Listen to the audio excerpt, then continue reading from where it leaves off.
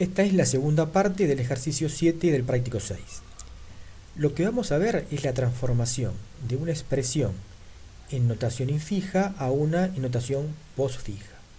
En la parte A vimos que a toda expresión le corresponde un árbol llamado árbol de expresión.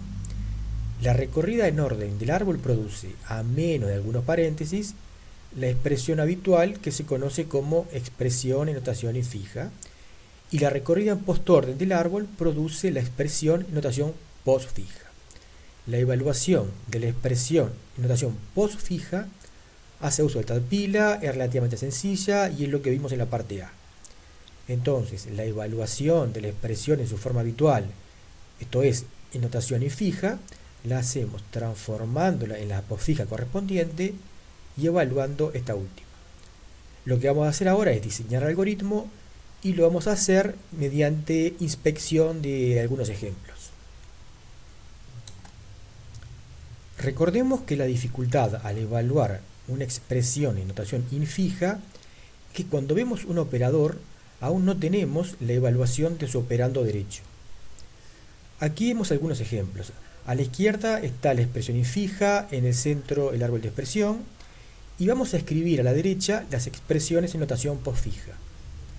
Es útil que cada uno intente resolver a ojo, antes de lo cual debe convencerse de que cada árbol corresponde a la expresión infija correspondiente.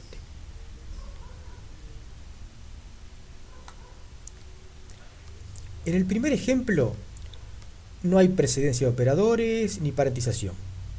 Es un caso bastante fácil. El operando derecho es el único elemento que está inmediatamente después del operador. Podríamos resolverlo con una variable en la que mantenemos cuál es el operador, el cual vamos a agregar la salida después del operando. Con el segundo ejemplo empezamos a ver la dificultad. Aquí influye la precedencia de operadores. Al leer el siguiente elemento después de la resta, no estamos obteniendo todo el operando derecho. O sea, leímos el 2 y no está todo el operando derecho. Entonces, si leer un número no implica que termina una subexpresión, ¿cómo sabemos cuándo termina? Por ejemplo, ¿cómo sabemos cuándo termina la multiplicación que ahí vemos? En este caso es porque termina la expresión. Había un operador leído y terminó la expresión, por lo que también terminó la subexpresión que corresponde a ese operador. Pero notemos que también estaba el leído y sin terminar el operador de resta, que también debe terminar. Y notemos también que en la salida ambos operadores quedan en orden inverso al que fueron leídos. Esto nos hace pensar en que necesitamos no una variable, sino una colección y específicamente una pila en la cual almacenar los operadores hasta que sea el momento de incluirlos en la salida. De nuevo, si leer un número no implica que termina una subexpresión, ¿cómo supimos en el primer ejemplo cuándo terminaba la resta? Porque leímos el operador de suma. Entonces, el criterio sería que una subexpresión termina cuando se termina la expresión o cuando se lee el próximo operador. Sin embargo, esto no fue lo que pasó en el segundo ejemplo. Leímos el operador de multiplicación y no terminaba la resta. ¿Cuál es la diferencia entre los dos ejemplos? Tal vez sea que en el primer ejemplo el operador de suma tiene la misma precedencia que el de resta, mientras que en el segundo ejemplo el operador de multiplicación tiene mayor precedencia. Bueno, esta idea va en la dirección correcta.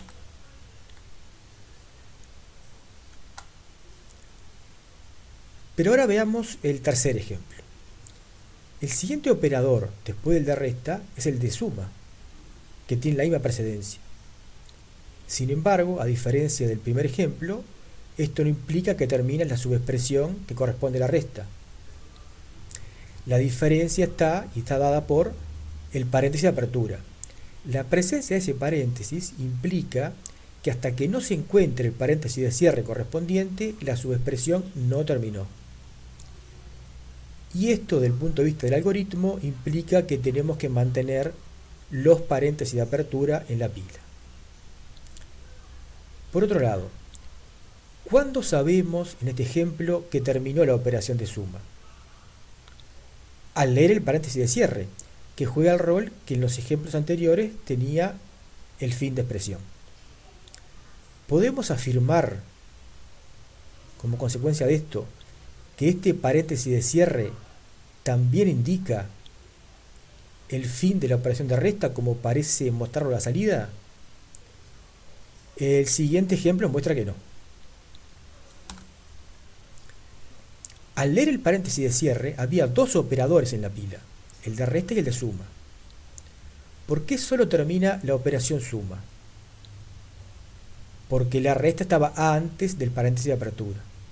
Entonces, un paréntesis de cierre indica que terminó una subexpresión, por lo que desapilamos y enviamos a la salida los operadores que corresponden a esa subexpresión, que son todos los que se encuentran hasta llegar al paréntesis de entrada, que se debe sacar de la pila.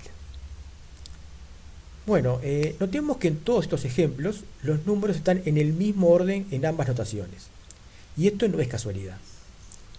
Ambas recorridas del árbol, en orden y postorden, son resultado de las que son resultados de las notaciones, procesan el árbol izquierdo, el subárbol izquierdo, antes que el derecho, por lo que los números, hojas de los subárboles, del subárbol izquierdo van a estar antes que la del subárbol derecho en ambas notaciones. Siguiendo este razonamiento de manera recursiva, llegamos a que los números van a estar en el mismo orden. Y esto es relevante para el diseño del algoritmo de conversión.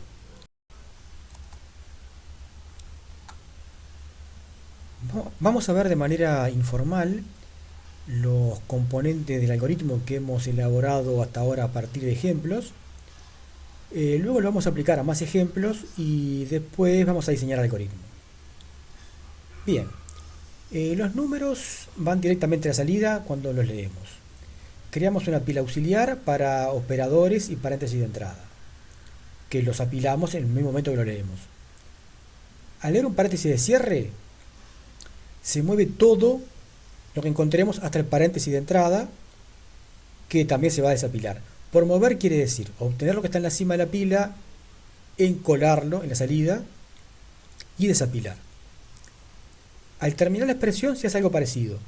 Se mueve todo lo que hay en la pila hacia la salida. Cuando se lee un operador, se va a apilar, pero antes se va a mover a la salida todos los operadores hasta encontrar un paréntesis de entrada, o hasta encontrar uno que tenga menor precedencia, o hasta agotar la pila, ¿verdad?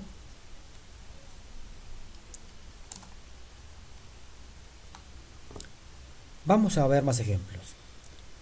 Acá hay que tomarse tiempo para convencerse que los árboles corresponden a las expresiones correspondientes. En el primer ejemplo, al leer el operador de multiplicación, ya habíamos leído el de resta. Los vamos a mantener ambos porque el de multiplicación tiene precedencia sobre el de resta. Luego pasa lo mismo al leer el de potencia. Al leer el de suma, en cambio, hay tres subexpresiones que todavía no se terminaron, pero la suma tiene menor precedencia que la potencia, por lo que el operador de potencia se mueve a la salida. Por el mismo motivo se mueve a la salida el operador de multiplicación, y también se mueve a la salida el operador de resta porque tiene la misma precedencia.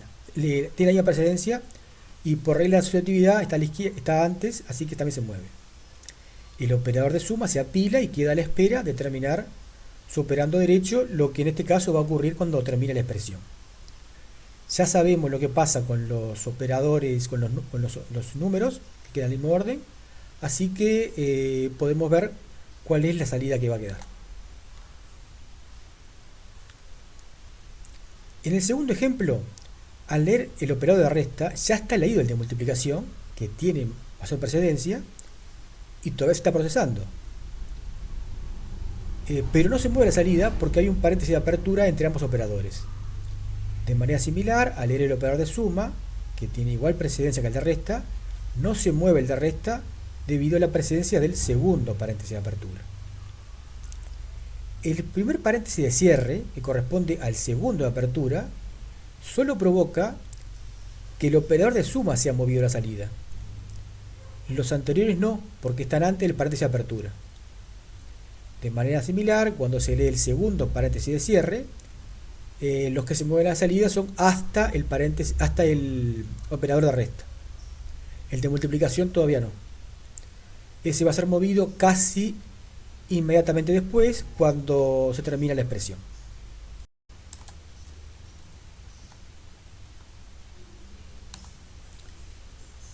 Vamos a formalizar con un algoritmo lo que hemos visto hasta ahora. Volvemos a ver el tal lexema que presentamos en la parte A. Recordemos que nos sirve para no tener que estar trabajando con string cada vez que queramos reconocer algo. Y vemos que, por lo dicho antes, que ahora tiene más sentido la operación precedencia, que antes habíamos simplemente mencionado. Bueno, y también recordamos las conexiones pila y cola con sus operaciones habituales. Acá vemos el algoritmo en pseudocódigo. Hay cierto informalismo, aún siendo pseudocódigo, por limitaciones de espacio. Lo que vamos a hacer es transformar una cola de lexemas, que está en notación infija, en una notación posfija.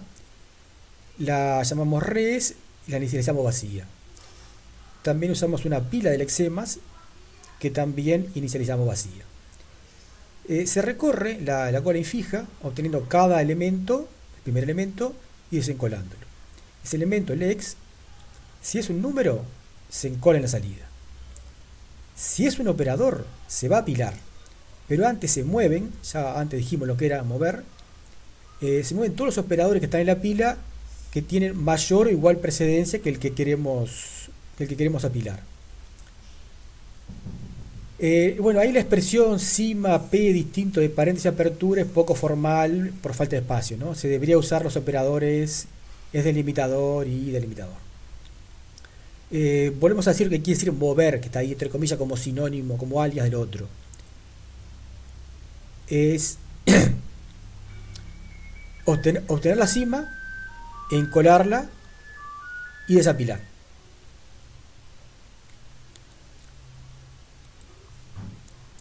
Esto se termina de hacer, se deja de hacer si se encuentra un operador de apertura. Puede no encontrarse, puede ocurrir que se vacíe la pila o puede ocurrir que se encuentra antes un operador de menor precedencia. Como dijimos, el objetivo es apilar lex en P, que se hace después de hacer todo el recorrido este. La última posibilidad es que el lex sea un delimitador. Si es de apertura, simplemente se apila. Si es de salida, se mueven, ya vimos lo que quiere decir se mueven, todos los elementos de la cima de la pila hacia la salida, hasta encontrar el delimitador de apertura, que ahora sí se desapila. Al terminarse, o cuando queda vacía y fija, van a quedar operadores en la pila, los cuales se mueven a la salida.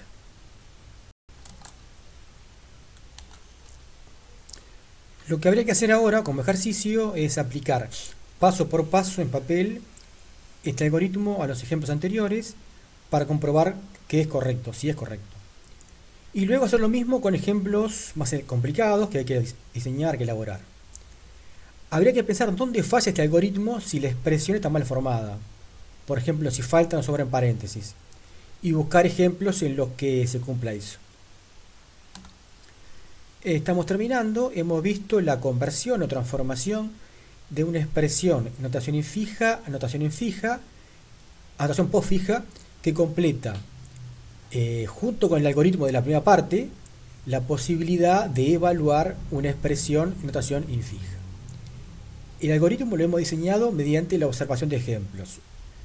Habría que demostrar que es correcto, pero no vamos a hacer énfasis en eso. Finalmente debe notarse que la evaluación de la expresión infija podría hacerse combinando ambos algoritmos en uno solo, que no genere como paso intermedio la expresión en notación postfija.